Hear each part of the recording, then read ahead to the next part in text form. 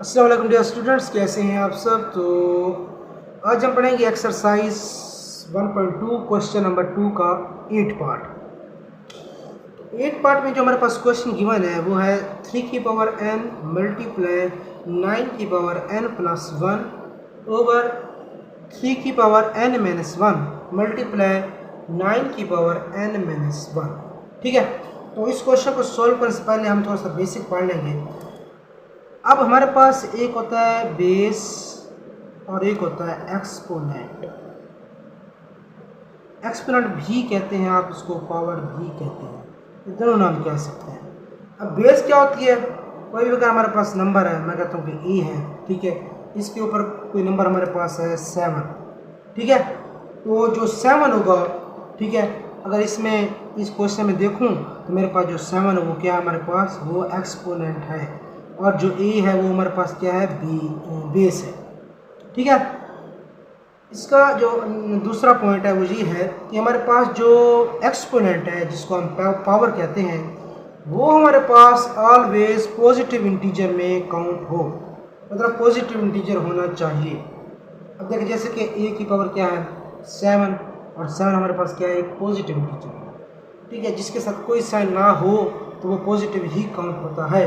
तो अगर हमारे पास नेगेटिव आ जाए, लेट्स सपोज कि मेरे पास ए की पावर माइनस n है, ठीक है, मीन बेस मेरे पास ए है और एक्सपोनेंट क्या है, नेगेटिव n है।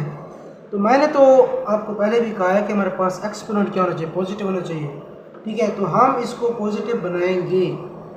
अब देखें, जिस नंबर के नीचे कुछ नहीं होता उसके नीचे क्या होता है, 1 होता है। अगर आप इसका इन्वर्स कर लें, इसको उलट कर लें, तो ये क्या हो जाएगा, 1 ओवर ए की पावर n। अब जब भी जैसे ही ये नेगेटिव n नीचे आएगा तो क्या हो जाएगा, पॉजिटिव में कन्वर्ट हो जाएगा। ठीक है, अगर ये ए की पावर पॉजिटिव जो n है जब ऊपर जाएगा तो क्या हो जाएगा, नेगेटिव हो जाएगा। ठीक है, तो हमारे पास जो पावर होती है जब नोमिनेटर से डिनोमिनेटर या डिनोमिनेटर से नोमिनेटर की तरफ जाती है, तो इनका जो पावर है, उनकी जो साइन है वो क्या हो जाते हैं, चेंज हो जाते हैं। ठीक है, तो चले इसको क्वेश्चन को सोल्व करते हैं। तो क्वेश्चन को सोल्व करने के लिए क्या करेंगे, हम इनकी जो बेस को क्या कर देंगे, सेम कर देंगे। मतलब जिस तरह हमारे पास यहाँ पे 3 है और ये मेरे पास 9 है बेस, ये बच्चे मेरे पास बेस है 9 और ये एक्सपोनेंट है। मैंने पहले बताया आपको, ये बेस है, ये एक्सपोनेंट, ये बेस है, एक्सपोनेंट, बेस एक्सपोनेंट। तो हमने क्या करना है, हमने बेस को सेम बनाना है, पहला जो स्टेप हमारे पास है। अब यहाँ पे 3 की पावर n है, ठीक हो गया, यहाँ भी 3 की पावर n है, ठीक है। अब यहाँ पे हमारे पास 9 है, यहाँ भी 9 है, तो इस 9 को 3 में लेके आएंगे आप। अच्छा, ये हमारे पास जो 9 होता है इसको हम लिख सकते हैं 3 का स्क्वायर, जी लिख सकते हैं। क्यों, क्योंकि 3 को जब 2 टाइम मल्टीप्लाई करेंगे तो क्या हो जाएगा, हमारे पास 9 हो जाएगा। तो आप लिख लेंगे 3 की पावर n मल्टीप्लाई 3 का स्क्वायर, ठीक है, 3 का स्क्वायर मीन 9 है। अब ऊपर है एक्सपोनेंट n प्लस 1, ठीक है, अगर मैं इसको ऐसे लिख दूँ n प्लस 1 तो ये थोड़ा सा अजीब लगेगा, ठीक है, तो हम क्या कर देंगे, इसको ब्रैकेट में लिख लेंगे। क्या लिख लेंगे, ब्रैकेट में लिखेंगे। बेसिकली ये जो 2 है ये इससे क्या हो रहा है, मल्टीप्लाई हो रहा है। इसी तरह आप नीचे भी यही काम कर लेंगे, 3 की पावर n माइनस 1 मल्टीप्लाई, अब इसको अगर लिखें तो लिख सकते हैं जी 3 का स्क्वायर n माइनस 1। अब ये n माइनस 1 मैंने यहाँ लिख दिया, आप इसको भी क्या कर देंगे, ब्रैकेट में क्लोज कर देंगे। ठीक है, तो ब्रैकेट में क्लोज करने से ये होता है कि ये मिक्स नहीं होगा, मतलब एक वेल डिफाइंड बात हो रही है कि अच्छा ये जो 2 है ना, ये n प्लस 1 से मल्टीप्लाई हो रहा है। ठीक है, तो ये जगह 3 की पावर n मल्टीप्लाई 3,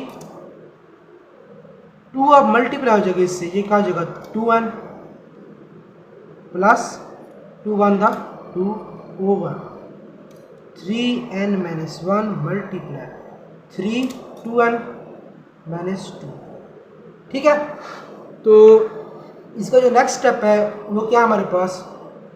अच्छा, अब इसका नेक्स्ट स्टेप करने से पहले आप एक बात समझ लें, और वो ये है कि अगर हमारे पास जैसे ये लिखा हुआ है 3 2n प्लस 2, ठीक है, तो इस चीज़ को मैं लिख सकता हूँ 3 की पावर 2n डॉट 3 की पावर 2। बच्चे, जब हमारे पास बेस सेम हो तो पावर्स ऑलवेज ऐड हो जाती हैं। अब यहाँ पे देखें तो बेस 3 है, बेस सेम है तो इसको 1 टाइम लिखेंगे। ठीक है, अगर बेस सेम हो उसको कितने टाइम लिखते हैं? 1 टाइम। देखो मैंने 1 टाइम लिख लिया।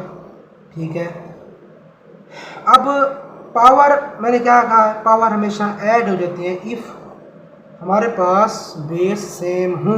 अब देखो बेस सेम है तो इसको मैंने 1 टाइम लिख लिया। ठीक है, और दूसरी बात क्या है कि अगर बेस सेम हो तो पावर ऐड हो जाती है। पावर क्या हो जाती है?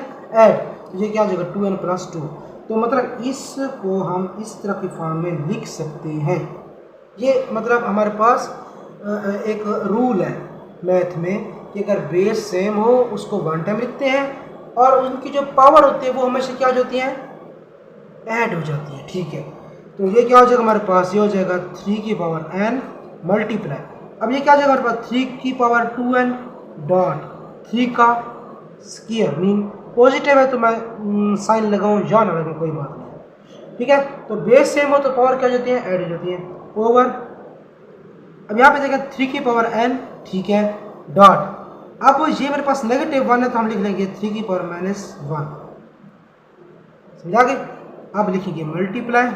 ठीक है, अब आप लिखेंगे 3 की पावर 2n डॉट 3 की पावर -2। तो इसका जो नेक्स्ट स्टेप है,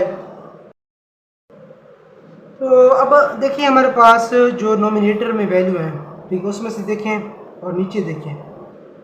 ठीक है, तो देखिए कोई नंबर कट हो रहा है, जी हो रहा कट। अब 3 की पावर n जो है 3 की पावर n से क्या हो जाएगा? कैंसिल हो जाएगा। ठीक है, अब 3 की पावर 2n से क्या हो जाएगा? कैंसिल हो जाएगा। तो फर्दर अब कोई भी मज़ीद कट नहीं हो सकता। तो अब लिख लेंगे 3 का स्क्वायर ओवर 3 की पावर -1 डॉट 3 की पावर -2। ठीक है, तो मैंने अब कहा कि हमारे पास जो एक्सपोनेंट है वो क्या होना चाहिए? पॉजिटिव होना चाहिए। पहले कहा मैंने आपको। और यहाँ पे देखें तो हमारे पास -1 आ रहा है और -2 आ रहा है, तो इसको पॉजिटिव बनाएं। तो किस तरह बनाएंगे? जब आप इस डिनोमिनेटर को ऊपर लेके जाएंगे, मीन जो डिनोमिनेटर में वैल्यूज़ हैं उनको जैसे आप ऊपर लेके जाएंगे तो हमारे पास जो पावर्स हैं वो क्या हो जाएंगी? ऐड हो जाएंगी, ऐड। ठीक है, तो 3 का स्क्वायर डॉट, जब मल्टीप्लाई लिखना है डॉट लिखना है आपकी मर्जी, 3 की पावर +1 हो जाएगी और 3 का क्या हो जाएगा? स्क्वायर हो जाएगा। या आप मल्टीप्लाई लिखें या डॉट लिखें, डॉट को भी हम क्या करते हैं? प्रोडक्ट मीन प्रोडक्ट की फॉर्म में लेते हैं या मल्टीप्लिकेशन की फॉर्म में लेते हैं। ठीक है, जिस तरह हम ऐड को कहते हैं कि प्लस भी कह सकते हैं, ऐड को सम भी कहते हैं। ठीक है, इस तरह हम इसको मीन इस तरह लिख सकते हैं, डॉट भी लिख सकते हैं, मल्टीप्लाई भी लिख सकते हैं। 3 time 9 multiply 3 1 the 3 multiply 3 the 9। 3 की पावर 1 का मतलब है कि 3 को आपने एक दफ़ा मल्टीप्लाई करना है। 3 का स्क्वायर का मतलब है कि 3 को आपने 2 टाइम मल्टीप्लाई करना है। ठीक है, तो 9 3 द 27 मल्टीप्लाई 9, तो हमारे पास फाइनल रिजल्ट आ जाएगा 243। तो इस तरह हमने क्या कर लिया? इसको सिंप्लीफाई कर लिया। ठीक है, तो ये आज के लिए इतना ही। मिलते हैं नेक्स्ट लेक्चर में, तब तक के लिए अल्लाह हाफिज़।